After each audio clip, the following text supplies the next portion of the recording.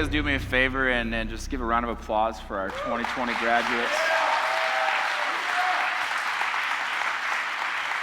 Man, I'm not quite sure how to feel about this class, just because this group is a group that when I first came to this church, they were very young, so they've come up through our ministry, and I've grown very close to many of these students, and so I've actually dreaded this day for quite a while, because usually, if I can just be completely honest with you, usually a youth pastor, if they survive more than 2 years in their ministry, about this time with their fifth year in that graduating class is when they leave, because that's who they've invested into over and over and over again. And then when that graduating class goes, it's almost like they're starting over again. And I can assure you, I'm not going anywhere. My cloud is not moving, okay?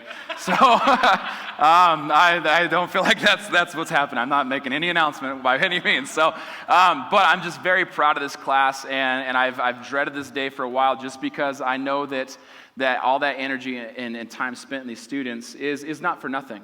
What I see right here in these students is the future. This is a generation that's going to lead change. This is a generation that I truly believe is going to see a revival from God like none other that we've seen before. And they're the ones that are going to be the front runners and the leaders of that. I mean, they're those that are going into the medical field. There are those that are going into future ministry and to worship and have callings of God on their life, going in and serving in the military and have a call of missions on their life and teaching. And it's just amazing to be able to see these students and what God has called in their lives and what God has in store for them. I don't know if you can look back and remember when you were their age and you were graduating and the unknown that was ahead. And if you could go back and tell yourself what to prepare for, I'm sure that we all would. But there's kind of a sense of adventure not knowing either, right? And the excitement of what's to come. And I love you all. I truly believe that God has so much in store for each and every one of you. And I'm excited to see where God leads you, what God has for you to do. And my only encouragement to you this morning, there's more encouragement, but my hope for you this morning is that you would just be obedient to the leading of God. And so this isn't going to be in any order, just because when I put them in the slides, they were in alphabetical order. So they're not in alphabetical order, just so you're aware. So the first one that we're going to honor this morning is Alva Scott. And so Alva this year is going to be taking some time off to work and to do some traveling and exploration. Alva actually has worked hard. She graduated pretty early. And she, as far as I understand, you have college credits as well and stuff. So she's moving forward. So we're excited for Alva. Would you guys do me a favor and give a round of applause for Alva? Next, I believe, is Asher. And Asher is an amazing young man who has Pastor Brady thinks that he's going to be a professor someday, somewhere at some college. But he has a studious heart, and I just appreciate Asher. And he's going to be getting his Associate of Arts degree at Williston State and then pursuing on from there as to what God has for him. And next we have Gabe Clark. Okay, so Gabe is not here, I don't believe. Gabe actually doesn't live here in North Dakota, okay? And maybe some of you are like, I've seen his face before, but I'm not 100% sure. A while back for missions, Pastor Sheldon brought in the Clarks, and they were a family that were not in the mission field, but they go to Africa every year, and they work in the mission field. And Gabe, actually, we've kind of adopted these, Gabe and his brother Alex in our youth group, and they travel from South Dakota, and they go to camp with us. They come to youth group every now and then. The entire time that we were in quarantine and had youth group on Zoom, they were at every Zoom youth group meeting, and so it's been amazing. So we wanted to honor Gabe and to have him know that he is a part of our family. Even though he's distant, he is a part of our youth group and has been valued by our students. They've built great relationship with him. So that's why Gabe's on there. The next student is Henry Florida, the rapper. Man, Henry, you got a gift of God in your life, bro, and I encourage you to continue to use that talent for God's purposes and for His glory. The temptation of what the world is going to try to throw at you to use your gift that God has given you to honor and glorify anything other than God, ignore it. You move forward for what God has for you. So, Javon.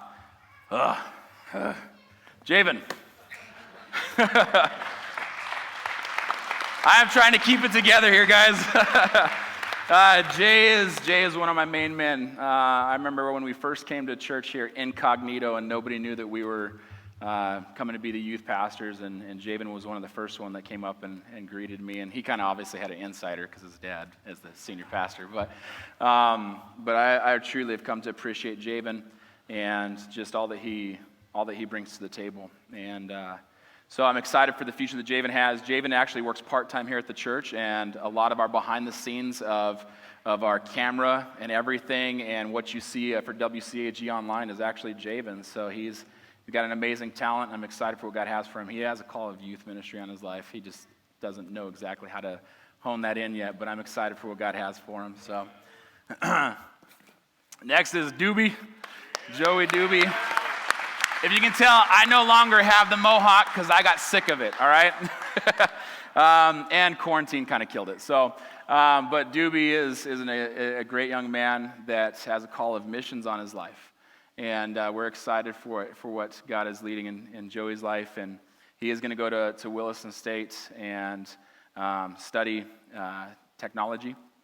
But he also has a plan to go to the military and also the mission field. So I truly am excited for what Joey has and what God has for him. Next, we have Lilly. There you go, Lilly. Lilly is going to be going to NDSU, and I'm so excited for Lilly. I know you many of you guys are athletes and kind of robbed from your last year, and I kind of teared up when I saw on Facebook when they were honoring Lilly as the only senior for the softball team that didn't have a season.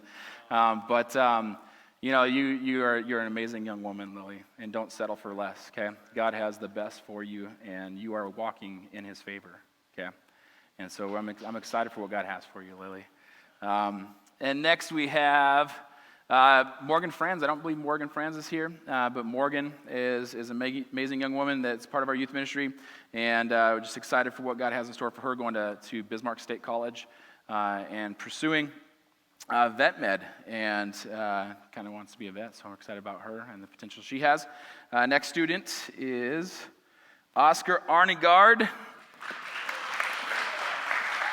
There you go, bro. Oscar, man, Oscar and I are from, when we first kicked it off and got to know each other, we realized that we were from a similar part of the country. I'm from western Colorado, and he's from eastern Utah when we were there in Monticello, so we're a little close. So that was our first connection, was reminiscing about the mountains and how much we miss the mountains. But I love Oscar. I love his heart. I threw Oscar totally under the bus and onto the stage for our youth worship team. He was like 2 lessons in with Jesse Lawrence. And I said, bro, you can do it. And he's like, no way. And I said, if I gave you an option, would you do it? And he said, nope. And I said, that's why I'm not giving you an option. And we threw him up on the stage. And just today to see the gifts and the talents that Oscar has. And Oscar's plan next year is to go to MLC in Bismarck, which is a leadership school, and to pursue worship and the abilities and the talents that God has given him there. So I'm excited for what God has for you, man. And next we have Skylar. I don't believe Skylar is here, but Skylar Salter came to us from Florida and has been a part of our youth ministry as well, and excited for the future plans that she has at Williston State in nursing and the opportunities that she's going to have through that avenue. And then Trevor Melby. I believe Trevor will be here in the next service, and we'll take time to honor him. Trevor lives in Williston, but his dad is the guitarist up here, Tim. But we are excited for Trevor. I love Trevor and just his unique personality. I used to, when we had Sunday school, man, that dude would challenge everything that we said, and so it was fun to have him in class. And so not that he was being disrespectful by any means. He was very curious and wanted to know, and I love his mind. And so he'll be actually going to Williston State and doing the same thing as Doobie and going for information technology, and so we're excited for our graduates. That's the graduates that we have here in our student ministry, guys. We understand that you guys have kind of been robbed by a lot this year, and COVID kind of threw a loop into everything. But I am truly excited that you guys get to have an in-person graduation today, and that you at least get your diplomas. I know family members in other states that are not able to have that right now. And so we do take and recognize the blessings that we do have, even if they're just a little bit different, right? So this is our graduating class, guys. This is our students. I love these students. And I'm so excited for what God has in store for them this year.